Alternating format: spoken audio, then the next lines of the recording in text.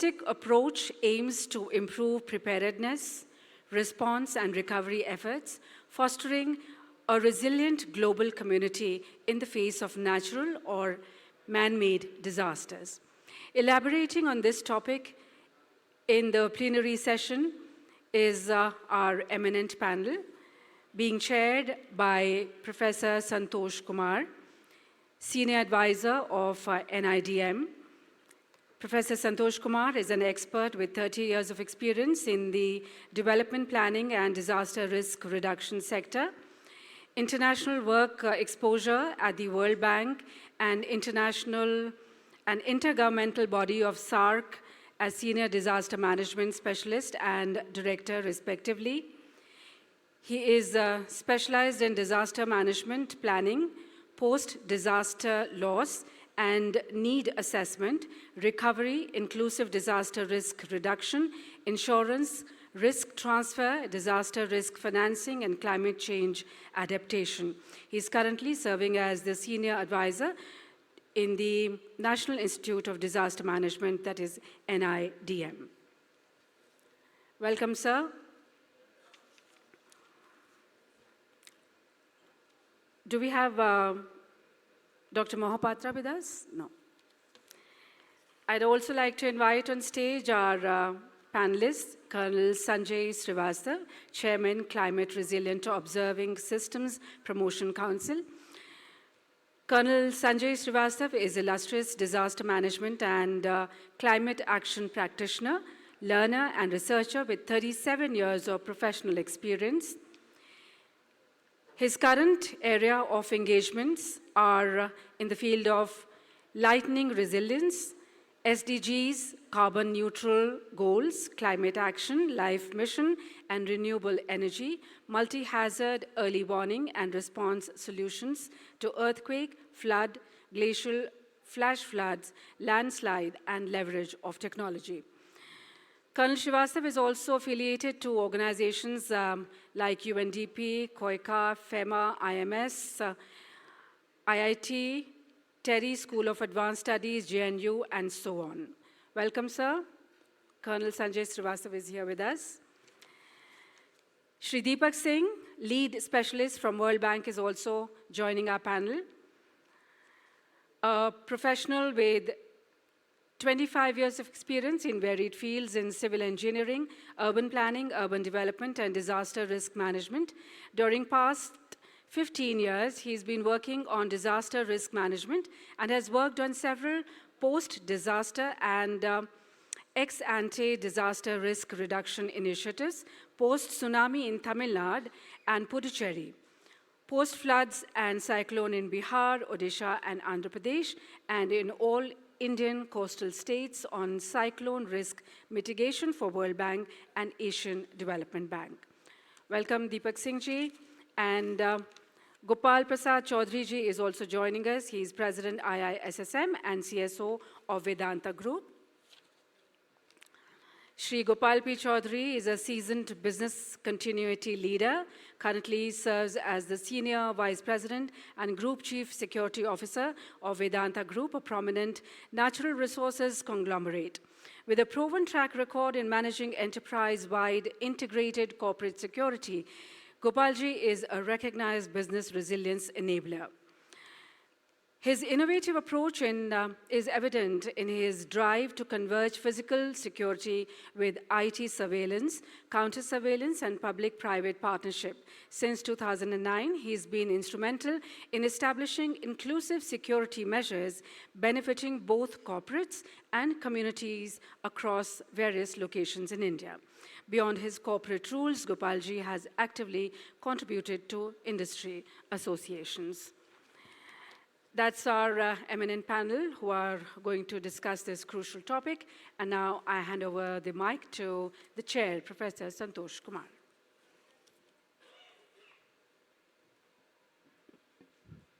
Good afternoon. Thank you very much for introducing the panel. So I will not take much time in introducing the panel. Already you have introduced. Since the topic is very complex, and we need to understand this in 45 minutes. Precisely that we have three panelists, and they all will throw their experiences that how the governance of the humanitarian crisis to be taken up. We all aware in the morning session it was deliberated very extensively that how the disaster management system came into existence in the country, especially after the advent of the National Disaster Management Act 2005. Prior to that, only the relief governance was there, and that too was governed by the British manual developed by the Britishers that was called Relief Manual. Over the period, after this Gujarat earthquake, the transition took place, and that transition started into act and institutions, policy, and then programs. And that's how the governance is evolving. In the government sector, it is there, the National Disaster Management Act is there, which directs every section of the society, because act is for everyone. So that is one. And that act precisely leading to the ex-ante governance of disasters. One is the pre-disaster and the during disaster and the post-disaster. So post-disaster, there's a largely been search and rescue and response. Immediate relief, that's all. But over the years, now the focus has been changed globally and also that in India as well. So globally in 2015, we say as a kind of a dent, and that dent came into three forms of international convention. And that international convention, which India is also one of the signatories. The first convention is called as a Sendai Framework. That happened in Japan in 2015. That was for the disaster risk reduction. The second global convention happened on climate change adaptation, that CCA we call. And the third was the SDG, Sustainable Development Goal. All the conventions signed and all the conventions, India is the signatories of all of that. So the governance at the national level and also at the state level and the local level. So this particular act gave the insight that how disaster management should be governed in India as an independent India, you can say. And there peoples came as a kind of in the whole of the center or the nucleus of the planning. And be it private sector, be it corporate or the PSUs or be it the government. So all gets governed by the Disaster Management Act. And over the years, you must have realized also that it's also leading to the corporate governance, which is talking about that CSR responsibility to the disaster management, which got included 2 years ago. Now, one is that we are talking about governance as a post-disaster in terms of one, as a response. But ex-ante, pre-disaster planning, that to be done by entire development sector. If you see that many of the examples which we have, and that example we have from India, from US, from Thailand, from Laos, from Vietnam, any parts of the world you have seen that many of the supply chain breaks after the disasters and huge crises happened, especially COVID-19, which everyone has experienced and they have seen the implications, especially the social and economic implication other than the human tragedy. So the idea is to look at that how that go into deep as a kind of a building resilience of the nation. And that building resilience is that it's just not CSR will do, or maybe we need to address that our own. The serious disruption of supply chain happened in most of the disasters, like say Japan earthquake happened. And after that cascading model that Mr. Sanjay Srivastava was telling, that one disaster after another. So earthquake happened, converted into tsunami. Tsunami got converted into flooding, and flooding converted got into this total energy disruption and then whole blackout as a nuclear emergency. So there, 10 days, the whole of Japan was there when the Daiichi Chokyo was the kind of a power company, where in Japan, 99% of the power supply is coming from the nuclear energy, and it's also privatized. So what kind of implications and challenges happened? Government of Japan brought this policy that the governance should change, and then people were coming on the kind of a street and saying that no private business in power sector, and they wanted to close this down. So this kind of a hue and cry happened, although the Japanese government went on the negotiations and found the solution. But the idea which I'm trying to make is this, that the whole of disaster risk governance is changing its profile, changing its total kind of a landscape. And in this landscape, how our corporates, how our private sector and the small traders. I was traveling to Sikkim last week, and there we found that along the rivers, many of the small traders who were living and surviving, they are not there. Same way happened in Himachal when we visited for damage and loss assessment. We found large number of small traders and businessmen also got affected seriously in terms of the disaster supply chain and also in terms of damage to the property. So all these happening across the globe, and we are seeing also in India. So how we look at in the new paradigm, which we say new paradigm in disaster risk governance, where that corporate can actually show the kind of a new light or new path as a kind of a partner, that how government, private sector, corporates and the small traders can be taken care of and can also provide the lead. So we have that panelist with us who is dealing with corporates, who is dealing with the private sector and security, and also we are dealing with the international cooperation, that is the World Bank. So I would request them to reflect upon in this changing paradigm or in these complexities or of these challenges, where all the speakers before us have highlighted that these are going to be the challenges of the future. So how we position ourselves and how we build the narratives so that we can take up this as a kind of a making India resilient. There was a reference of G20 as well. So G20 on India's initiative had this inclusion of disaster management subject, that discipline to be discussed in the G20, and all the group members agreed. We are also part of that discussion which happened across the country in the different deliberations. So now, at this point of time, I would reflect first to Gopal Choudhary ji, getting totally involved into the security issues and also the corporate governance, seeing it very closely that what kind of challenges and complexities which he thinks in drafting the roadmap for the future. Gopal ji. Thank you, Santosh ji. Hope I am audible in the back. Thank you. So as we have heard today in the proceedings, we heard Dr. Bhatt, Mr. Bhatt talking about how he transformed the entire Himalayan range areas in our part by starting that Chipko Andolan and all other, environmental development movement that led to prevention of flooding of a couple of villages. Recently, we celebrated the way rescue of all the people in that tunnel happened in Uttarakhand. A great job done by Government of India, unheard of. But that was a response. A question that came to my mind is that the organization that was building the tunnel, were they prepared? Did they carry out the risk assessment? Were they ready to deal with this? We heard Mr. Lieutenant General Atta Hasnan telling us that the entire might of the government was put to rescue those workers, and a great job done. Salute to them. But what about the preparedness? What about the risk mitigation measures planned before people entered inside the tunnel? So when we see disaster management, response comes in the last. First is risk assessment.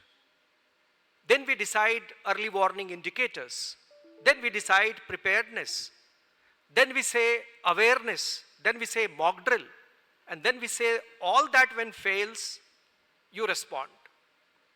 And response also has to have as per the contingency plan. This is what I have learned in disaster management 25 years ago. Problem is that we do not take the previous aspects very seriously. I remember in one incident that a police officer of a district was made a hero because he busted a gang of rapists in 24 hours. But nobody asked him that he was the superintendent of police of district since last 18 months. And there were several complaints in the news prior to that gang rape that criminals are teasing the girls, they are making attempts, but he didn't take any precaution. But he became a hero because he responded. So we have to change that mindset when we talk about disaster management. I remember in 2013, when I joined Tata Steel, and understand that all the manufacturing companies where you deal with lot of chemicals, gases, fire, electricity, where you have many processes which may go wrong, may lead to large scale fatality, you need to be prepared. I met the NDMA, the then NDMA member chemical. He supported me, and we then started working with National Disaster Response Force from 2016 onwards. And what did we do? We said that maximum fatality happens during the golden hour, 1 hour immediately after the accident.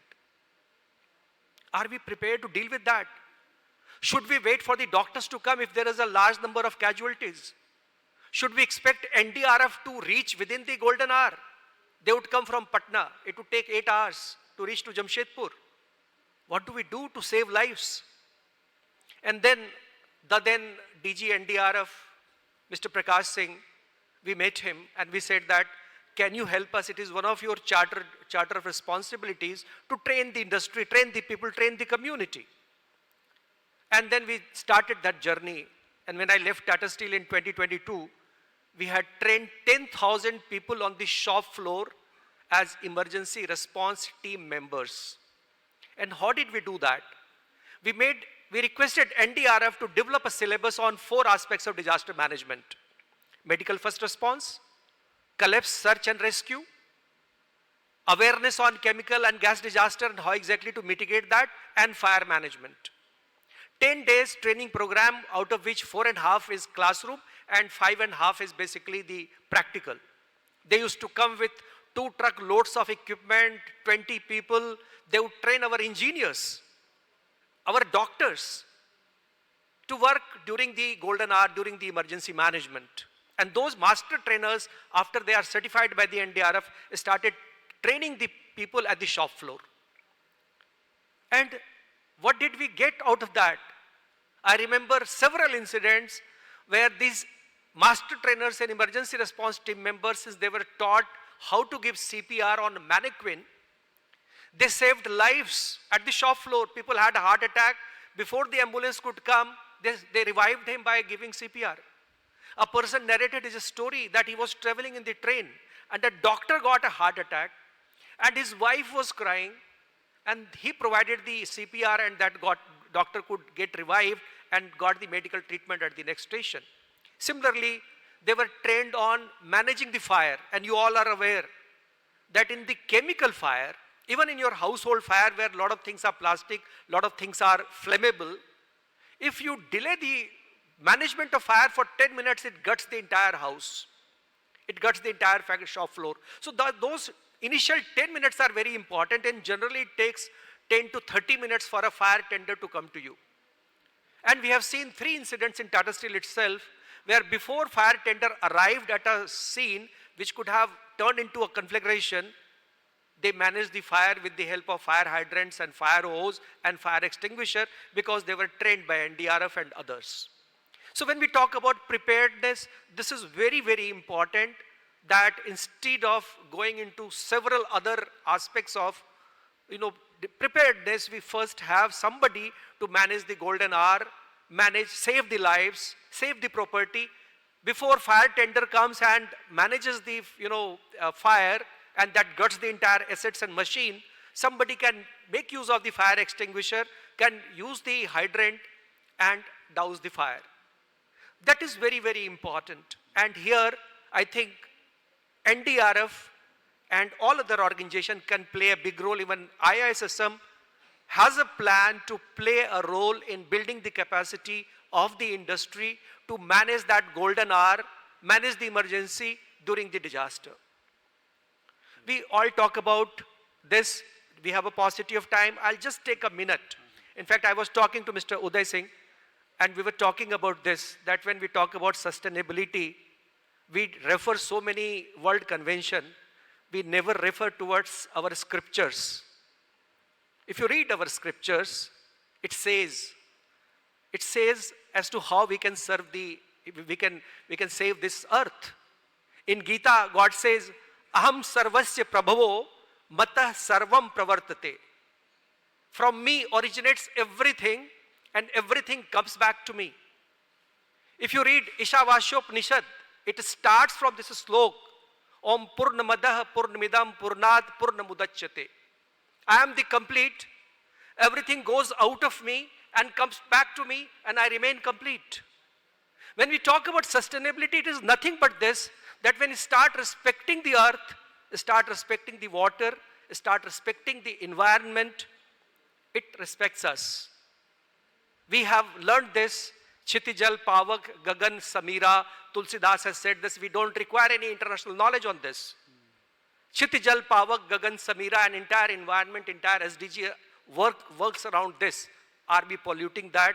So the cost of development, cost of production by which there is a disaster, chemical disaster, cost of development that leads to emission, cost of unreasonable development leads to chaos, has to be contained by us if we really want to save this. Thank you. Thank you. We will get back to you also in another, for another intervention. So very rightly pointed out about the scripture and the sustainability, and you mentioned very pertinent point in terms of that preparedness. That paradigm must shift to response to the preparedness. And we know that response has been always very visible, and risk reduction and preparedness is always invisible. So the challenge is to see that how making invisible visible. That is the biggest challenge, what you have said. Deepak Singh, you are representing World Bank, and you have been saying that how India is progressing and what are the experiences of other countries. How that international cooperation can brought in, as Mr. Gopal Choudhary also mentioned, that about the Gita and the slokas. And we also have a tradition of Kautilya Shastra, which talks about very beautifully how the fire can be managed. So this is a good treatise on disaster management in the Kautilya Shastra. So seeing that is a global experience, how do you see that in India, and what are the things in the governance of disaster risk reduction can move ahead? Yeah. First 5 minutes of your intervention, and then I will go, and then second round I will have from you. Thank you, Dr. Santosh. Good to be here, and thanks to the organizers for having me. I think if we look at the way the disaster management systems and paradigm has evolved, and I think in the beginning you touched upon it.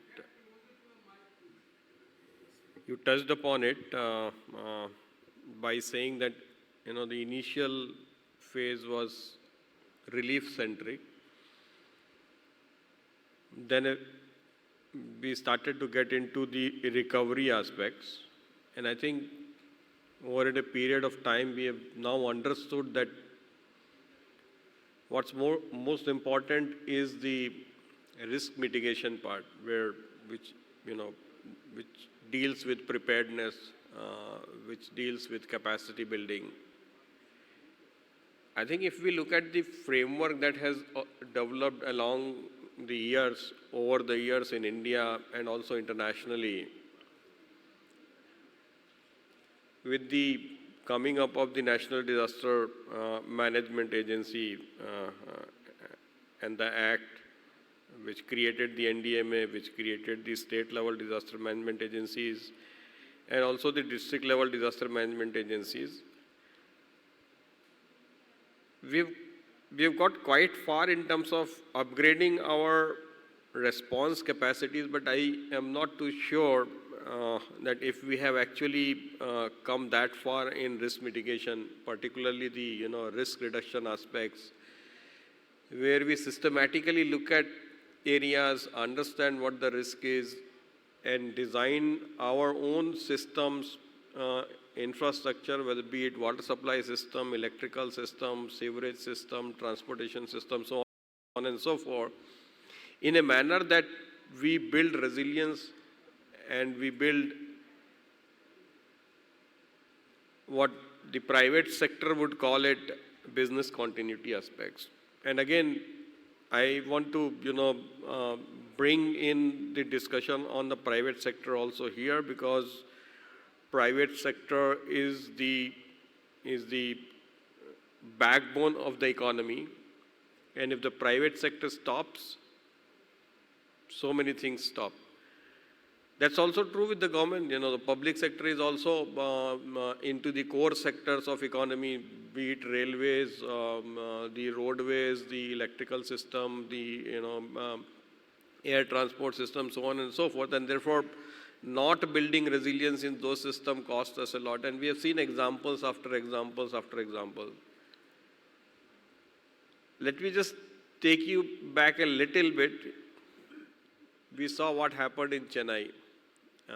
And similar events are now happening in certain other parts of Tamil Nadu.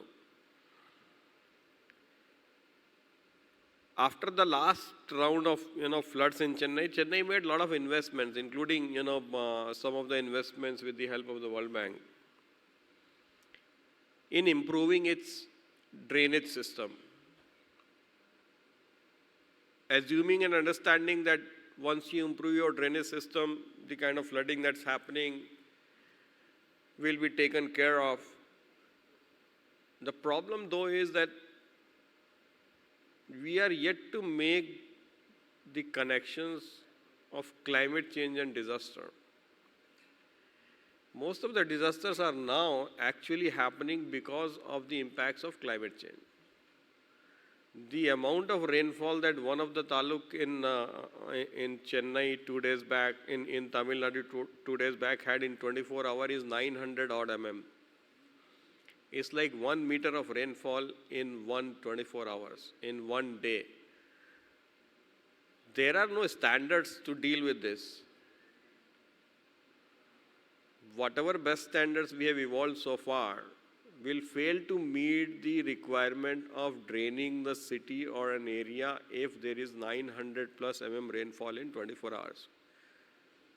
So this is one major issue, and I think both government, private sector, international agencies have to deal with it, is that how do we make this connection of climate and disaster and try to prepare ourselves for that? Because this kind of freak events are now going to happen, and that's what the history is suggesting. Look at the history of cyclones on the west coast. We used to have maybe 1 in 10 years. Now we are having almost 1 every year. The pattern, the way cyclone used to behave has changed. Earlier, the cyclone used to cross into inland. Now the cyclones are skirting along the coast and impacting 500 kilometers of coast in one go. We saw that recently again in Tamil Nadu and Andhra Pradesh. So the kind of gains that we made in the governance of disaster management, I think we also now have to make those similar, take similar strides in the management of the climate change impacts. And when we put that together, the problem is not 1 plus 1, it's going to become 11 or 111. And that's the magnitude of the problem. And that brings another thing, another aspect into the fore is, where is the money, where is the wherewithal available to deal with this kind of situation? Can we continue to rely on the traditional sources of financing, which is in this case, which typically in our jargon we'll call the adaptation efforts?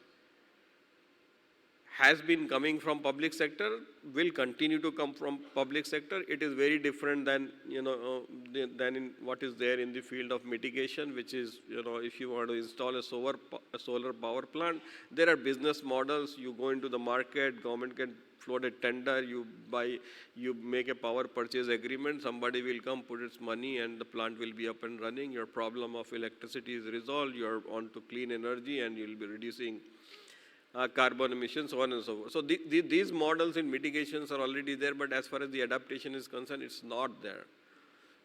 How can we engage with private sector in doing urban drainage, in doing water supply and sanitation? The core functions or the core amenities that a city delivers, how can we bring in private sector into that? Because it's practically impossible that the public sector will be able to deal with it. And that's one area where I think an effective collaboration with private sector is not only that the need of the hour, it is a must now. We just cannot do only with public sector money. And if you have recently followed the World Bank, the new president of the World Bank who comes from India, his pitch is, let's mobilize private capital. If the public sector invests $1, can we get $10 on that from the private sector? Can we get $5? Can we get $3 or $2? Whatever the delta is. If we can get those money, and this is, I think, will be, I'll take this discussion forward as to how to do this. There are some emerging ideas. There is a whole, emergence of climate finance, some concessional finance blended with the traditional public finance and commercial finance can help resolve these issues. So I think we look at it this way, that this is where the international cooperation is now going to happen as to how to get this money to deal with this problem. See, the next part will be the technical aspects, and I think on technical cooperation, capacity building, we have all started to work on that. There is collaboration on technical side between countries in the world on the side of training and capacity building. There are already a lot of activities happening, but now how do we get this money and deploy that money to deal with this twin problem of disaster and climate and them coming together? So that's where let me stop for now, and then we can take the discussion forward. Thanks. Thank you very much. By highlighting this mobilization of financial resources. Mobilization of financial resources also as one of the critical part of the governance of disaster risk management. And saying that how to mobilize private capital for the social good or the public good. And then we can see this, that the World Bank is investing a lot of money in different development sector, both as a kind of a TA and also for the investment. And there he sees that the role of private sector, and Mr. Gopal Choudhary highlighted about like situation if emerging, like IISM is going for a capacity development initiative, how that international cooperation or the South-South cooperation or the North-South cooperation can build in. Sanjay, I would ask you a question in terms of, you have a presentation. So how long it will? 5 minutes? 5 to 0. Okay. So you go ahead with your presentation, and the second round we will have the question from how to do it.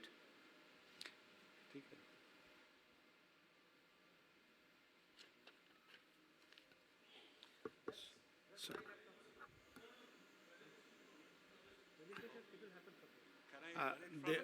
Colonel Sanjay, they will do that presentation.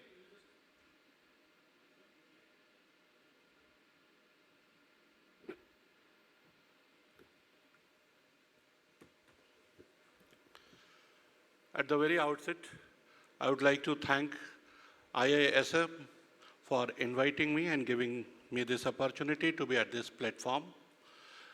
In particular, Mr. R.K. Sinha and Colonel Singh, who invited me. Coming to the topic proper, I agree with Mr. Gopal Choudhary. The key lies in your preparedness. If you see the way India has India is facing the challenges, we need observation systems proper analysis. Our organization, Climate Resilient Observing System Promotion Council, basically is supported by Ministry of Earth Science and Space, and we simplify the scientific knowledge with a community-focused approach. We in our country is known more for lightning, but we have also commissioned early warning systems at Chamoli now, and we are on emergency operations center setting up.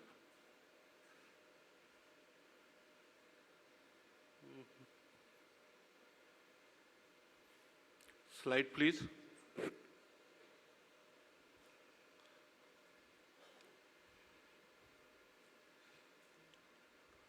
So time has come. The technology provides you every knowledge which you can use for your preparedness. Today we are monitoring monsoon, we are monitoring the carbon credits. It is time you can set it up at your own factory or corporate premises or your security company premises. I'm showcasing you what is here. We have point weather system which is available. You can set up. The India Meteorological Department gives you those accesses. We have hazard resilient infrastructures which you can set up. This is the school of the Honorable President of India. We have stadium, we have airports which we have created. So it's a knowledge which can be taken and you can make your premises as hazard premise. This is a Baba Dham, Jharkhand, which is a lightning safe city, only one in India. So it can be set up anywhere else. In fact, Mr. Gopal Choudhary, the way he trained Tata guys, they became an asset to the Jharkhand government. I, as an advisor, whenever I needed a diver, his Mazrul Bari and team always were there to save life. So we need to have preparedness. And I must emphasize, disaster management is everybody's business. It has to be a collective effort, and we have a magazine called No Disasters. Anil Sinha sir will be here tomorrow. He will be speaking about it. But we need to have a behavioral and cultural change amongst us. This education has to be imparted in school, colleges, your industry. In fact, in Jharkhand, if you don't have 9 skills, you will not be allowed to appear in class 10th exam. Now, as far as the vulnerability index is concerned, India stands at point number 2 in the world. And we are going to face more such extremities. We are a monsoon country, and I always say our dream of $10 trillion economy is possible, provided, I underline, there is no earthquake in northern India. This is the climate report of this year. Out of the 273 days, every day there was a disaster. We had more than 3,000 life lost, more than 1 lakh cattle, and almost 2 billion hectare crop loss.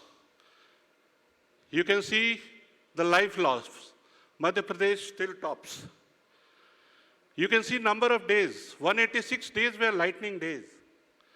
Lightning is a disaster which is most emerging disaster due to the climate change. We need to be futuristic in our thinking. This cyclone Michong, we had tornado in Godavari district, which India never saw. So our thinking and planning for disaster has to be futuristic, and preparedness has to be accordingly done. If you see these losses, 30th May this year, Gurugram, one-day thunderstorm, 3,000 flights diverted, economic loss 800 crore.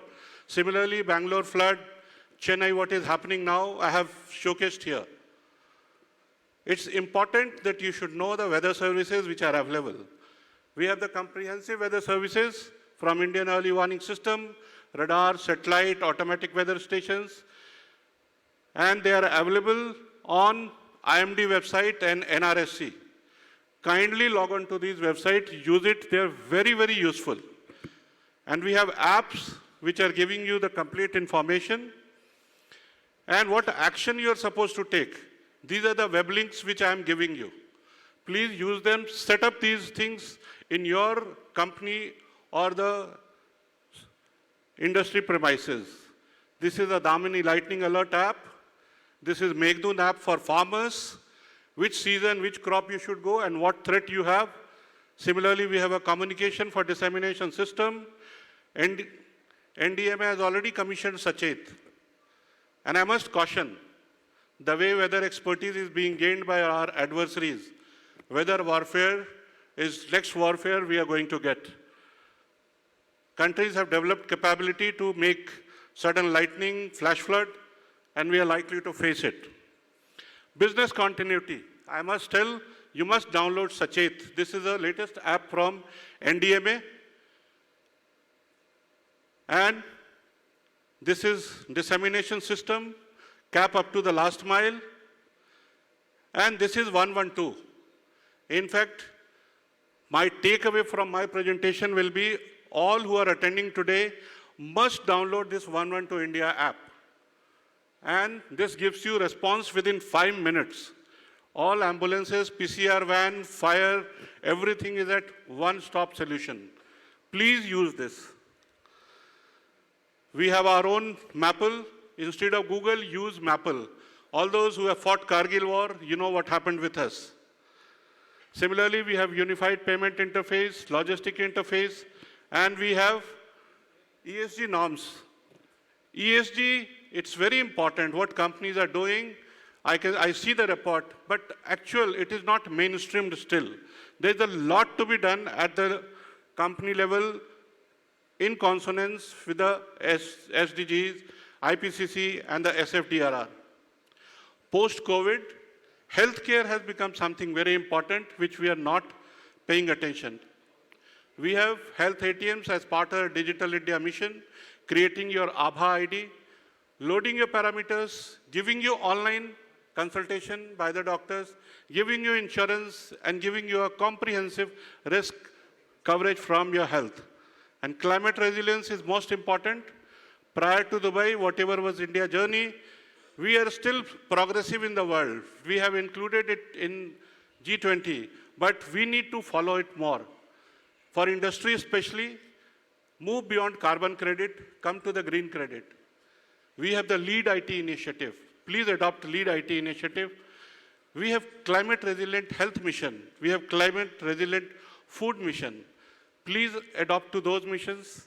And climate finance. Yesterday you saw Britain was being asked by a third world country, the loss and damage fund. Here I demand loss and damage fund from local victim, tribals, and weaker section of India to the big mining industries, metal industries. The losses in Odisha, Bihar, Jharkhand are phenomenal. And the CSR fund which comes goes minimal to them. There is disaster, the district mineral fund is there, the money doesn't reach down the line. So it's important that these industries who are creating the pollution, who are causing the climate extremities, the eastern India especially has become a hotspot. The western economic corridor has become a hotspot.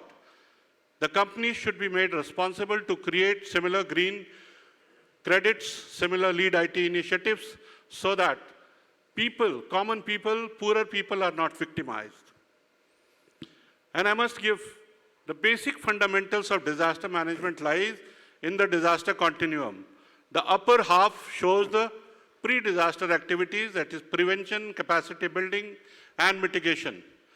And the lower half gives you response rehabilitation. And based on this, we must have a disaster resilience framework. What Mr. Gopalji was saying, we must have proper risk assessment, early warning, knowledge imparted to people, capacity development, and mitigation. Fourth comes the response, where 112 and 108 we are not utilizing. We must utilize.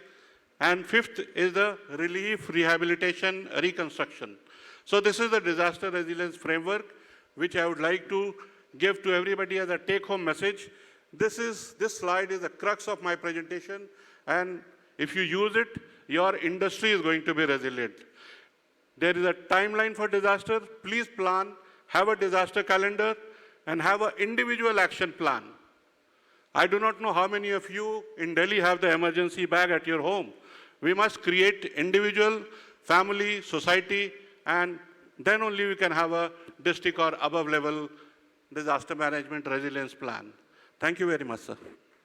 Thank you. Thank you very much, Colonel Sanjay, for very comprehensive presentation and focusing on the preparedness at all level, and that is the capacity building. So, like 15th Finance Commission in the governance when we are talking about, first time in the history of India that government has brought as a kind of a funding mechanism for pre-disaster preparedness, capacity building, long-term recovery and reconstruction.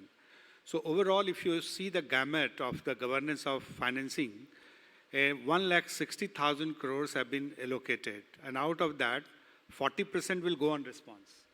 But the 60% money is still left for preventing and preparing and for mitigating. So how we see this kind of a, one, that this availability of the fund is with the government. So how, with the corporate social responsibility and also as a corporate taking initiative for disaster risk management, many parts of the world, there are many private organizations working. So I see that how IISM, just Gopal Choudhary, I'm addressing you this question, what Mr. Deepak says as a way ahead. How do you see as a kind of a way ahead as an IISM, disaster risk management planning and going for capacity building? Thank you, Professor Santosh. So when we talk about preparedness, as Colonel Sanjay has just shown, response and rehabilitation are the fourth and fifth aspect of disaster management continuum. Now issue is that who prepares the corporate, who prepares the district. So if you see the structure of NDMA, SDMA and DDMA, Prime Minister being the chairperson of NDMA, Chief Minister being the chairperson of SDMA, and District Collector being the chairperson of DDMA. These three bodies have been made as the bodies that would plan, mitigate and do all the five aspects of this. And why Prime Minister and why Chief Minister and why District Collector? Because these are the three most powerful people, most powerful position in this country, DM, CM and PM, where everything merges. When Prime Minister is the chairperson, all ministries will support. When Chief Minister is the chairperson, all departments will support. When Collector is the chairperson, all department will merge, will facilitate, and this is the thought. So we talk about first preparedness and how organization like ISSM can help. ISSM can help by pulling in the experts in this field, people like Professor Santosh and all those who have dedicated their entire life on this field. We can pull in those people here, leverage their capabilities, develop a resource pool, and then work in building the capacity of state, district, and corporation, and community. So what happened in Bhopal? Why so many people were killed in Bhopal? Because they were not aware about what to do in case there is a gas leakage from the Union Carbide factory. So this disaster management preparedness plan talks about off-site drill and on-site drill. If you read the disaster management plan, it makes the corporation or the industry or the factory responsible to manage on-site incidents. They have to inform the collector. But when it is the off-site, means when things have gone out of the factory and started affecting the community, it is not the factory manager or a factory occupier who is held accountable to manage that. He is held accountable for, sort of for the lapses. But management responsibility lies with the district collector. Now, how many district collectors are there who understands this well, barring those districts where you have the disaster very often? So this is where ISSM can play a role. These pool of resources can work with the government at the national, state and district level.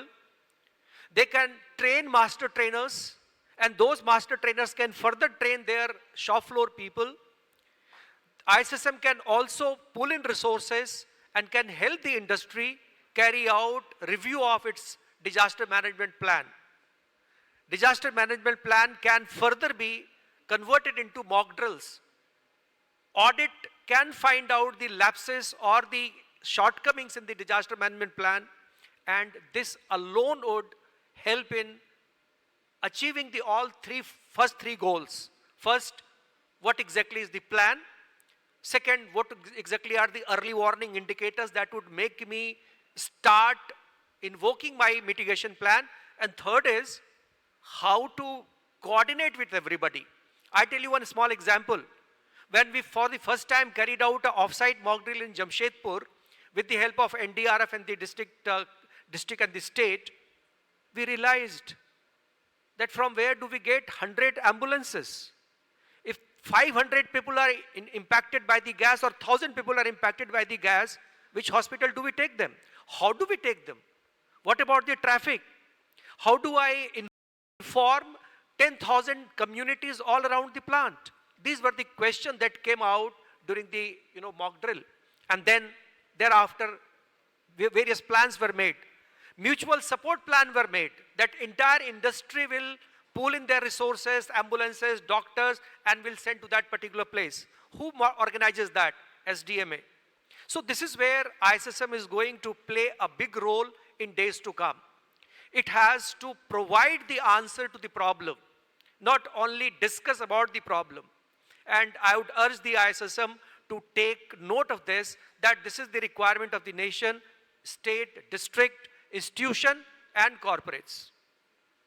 Thank you very much for giving assurance to the people who are here sitting and also those who are listening online to you, that IISM is giving a kind of a promise to the people that it will help in building capacity. What Mr. Colonel Sanjay has mentioned about pre and all the phases of disaster, and by citing example, that how you are going to take up and how ISM is going to get geared up. Maybe that would be, it's a very good assurance.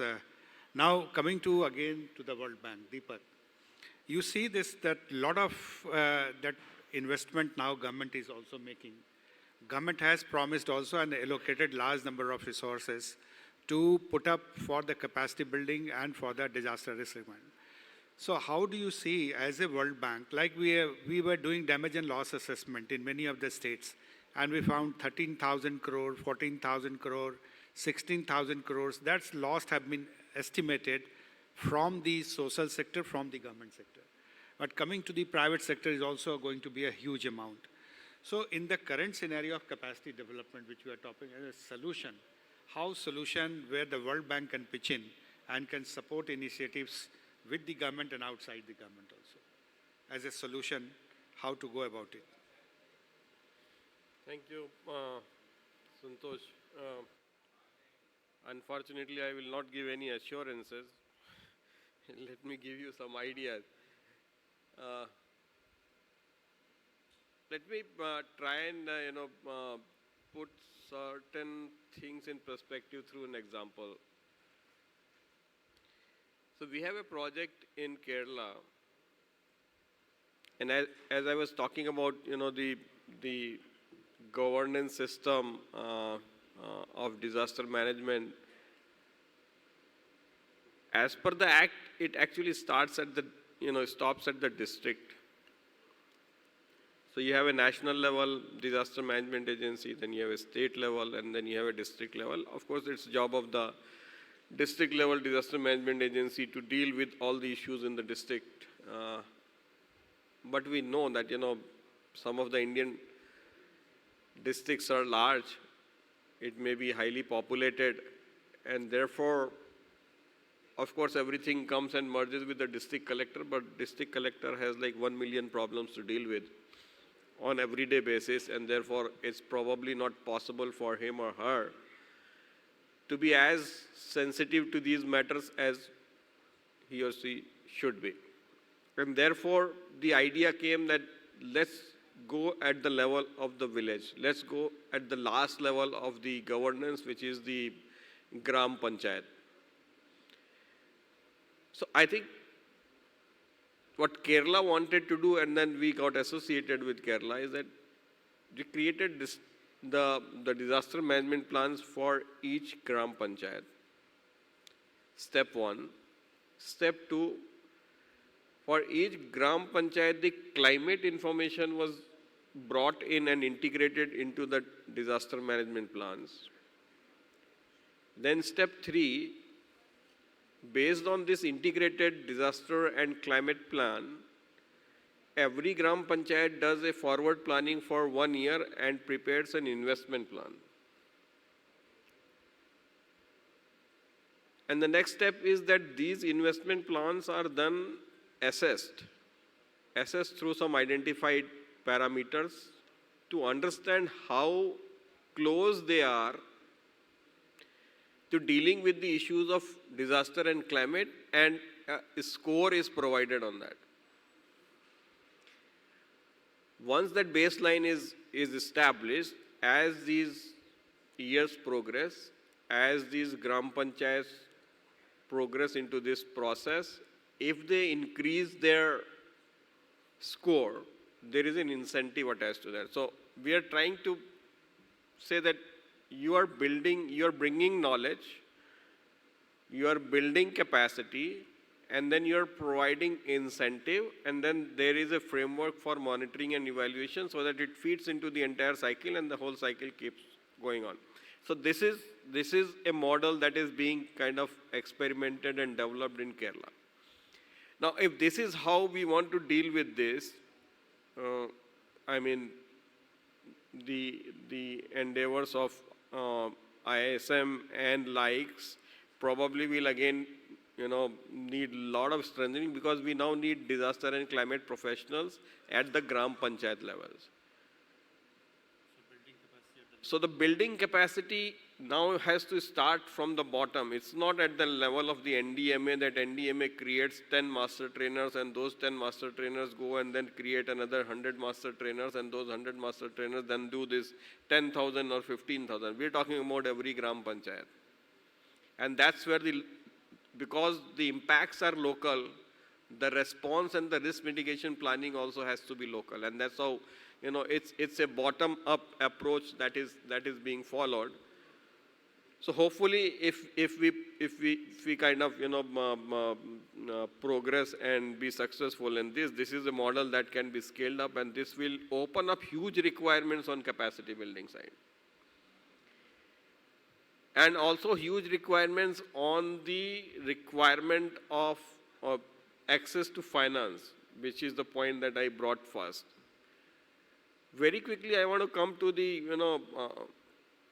the other point that I raised initially. How do we leverage from the private sector? I think there's this presentation on this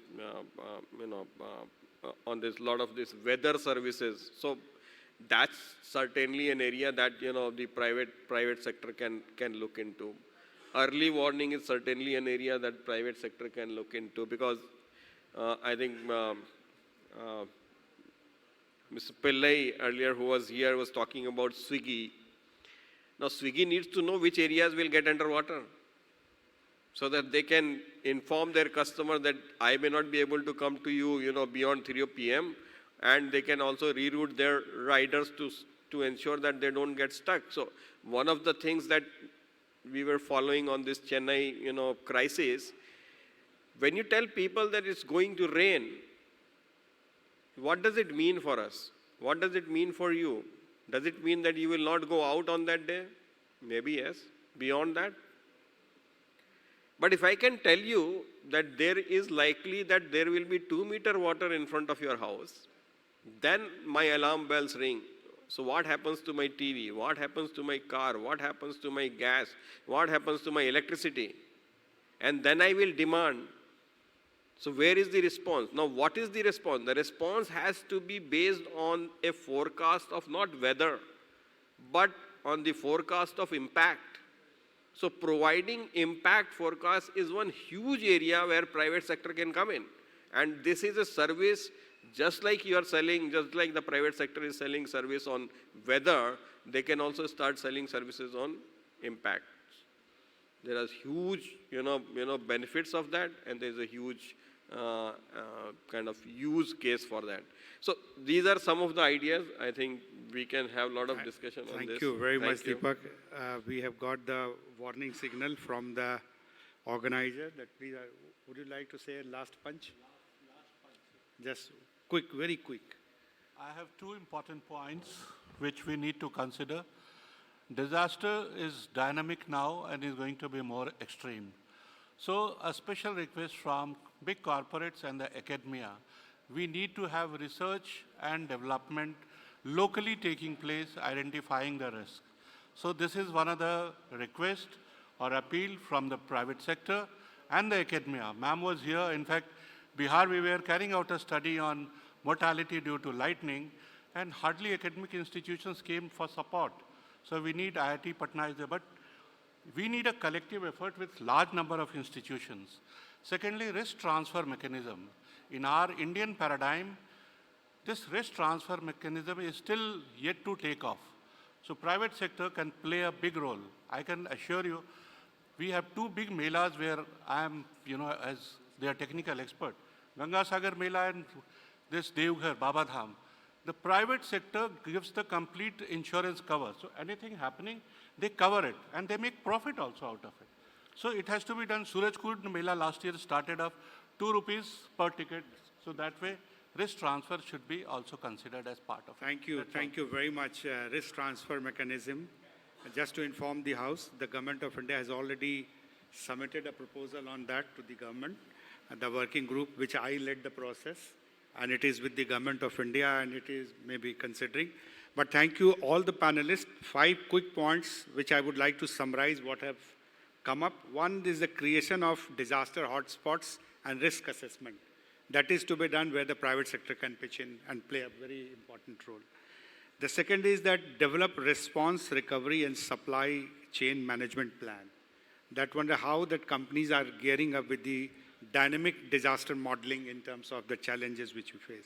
Third is that engage with the suppliers and the practice consistent supply chain management. How to go with this.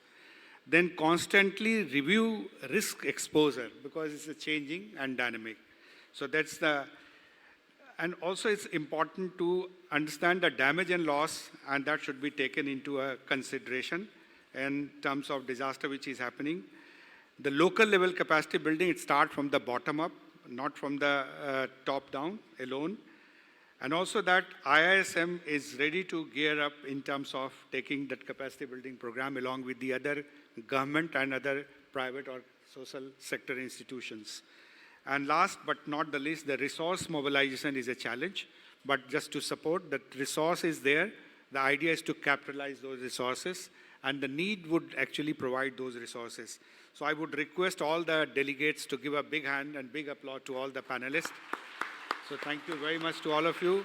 But I am sorry and my sincere apology because of the constraint of time, I could not give this opportunity to the audience to ask a question. But I'm sure that next panel would give this kind of an opportunity. Thank you once again. Thank you. We thank our learned panel who bring with them years of experience for elaborating on the much needed strengthening disaster risk governance. The takeaways from this session will definitely strengthen our knowledge.